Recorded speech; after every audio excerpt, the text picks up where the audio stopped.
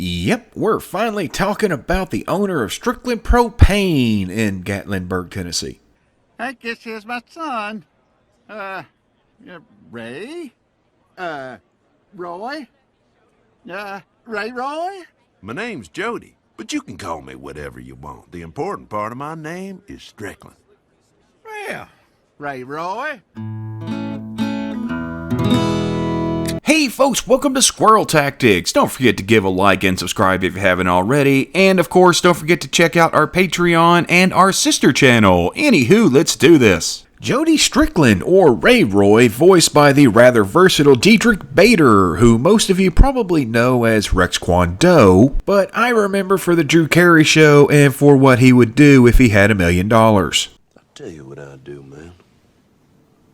2 chicks at the same time, man. That's it?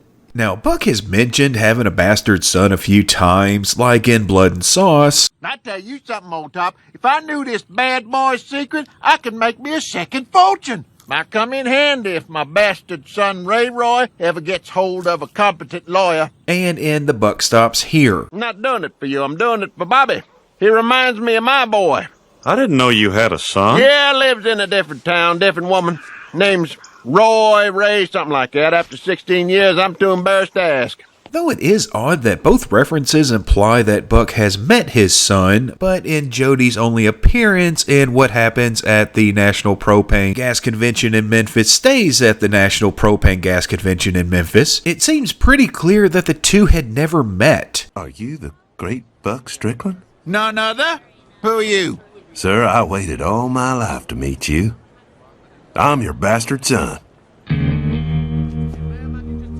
Well, happy dog. It could just be a continuity error, but my theory is that Jody Strickland is not Ray Roy. Ray Roy is a completely different bastard son of Buck Strickland. Anywho, we meet Jody when Buck learns that he's being inducted into the Hall of Flame and receiving the Rainbow Blazer. The Rainbow Blazer. Yes, the Rainbow Blazer. And he's to receive it at a National Propane Convention in Memphis. And to show my appreciation, I want you to introduce me at the induction ceremony at the National Convention next week in Memphis. This is the greatest honor I will ever know. Let's celebrate! Who wants breakfast whiskey? Breakfast whiskey. When they arrive, they find out that there are 2 Strickland Propanes listed. Good Lord, sir, there are 2 Strickland Propanes. Strickland Propane, Arlen, Texas, and Strickland Propane, Gatlinburg, Tennessee. And as we saw earlier, Buck meets Jody. Thank you all for visiting Strickland Propane. Don't taste the heat, taste the meat. Dang it! What in the Sam hell is going on here? You're using my name and about 90% of my slogan. And we quickly learn that the apple did not fall far from the tree. What do you say to your old man buying you a drink? Just one? Shoot, I'm ready to drink you broke.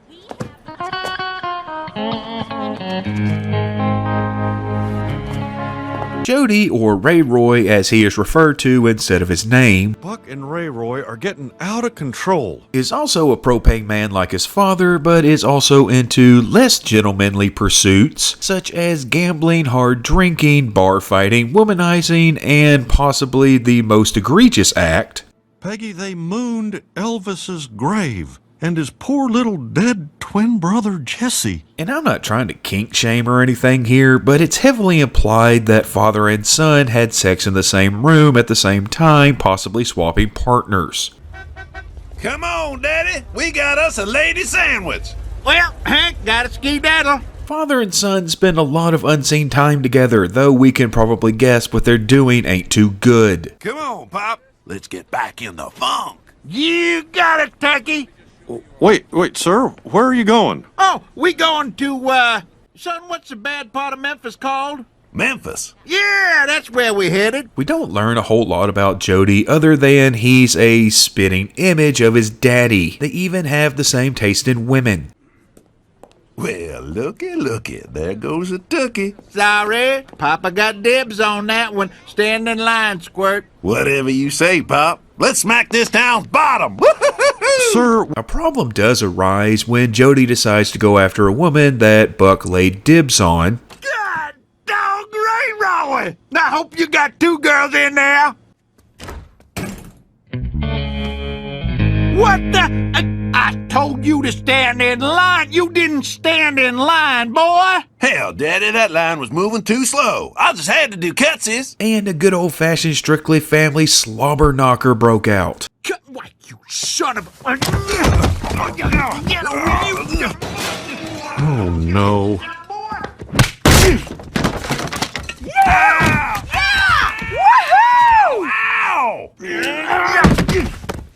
That right there, by the way, is a Macho Man-worthy elbow drop. And I should add that the Macho Man ended up voicing one of the bodybuilders that Bill falls in with in Bill, Bulk, and the Body Buddies. It ain't right. And who else voiced one of the bodybuilders in that episode? That's right, Diedrich Bader. The next we see of Jody, he and Buck make up and let bygones be bygones. Daddy, I feel awful about trading paint with what's-her-face. Oh, hell, son. If we can get past me abandoning you and never supporting you, we can get past this. What do you say we call it even? Fair enough.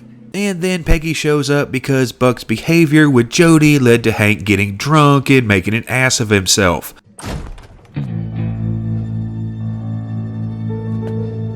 No, hell, this ain't gonna be good. Which Peggy blames on Buck. He is your company. Without him, there is no Strickland Propane. Well, there is the one in Tennessee. Save it, Junior. You're punching the heavy bag. So the two begin to brainstorm over a few drinks. All right, boy. We gotta fix it. Yeah. We need some schnapps to help us think. Which is followed by another good old-fashioned Strickland family slobber knocker. Let's get the hell out of here, boy!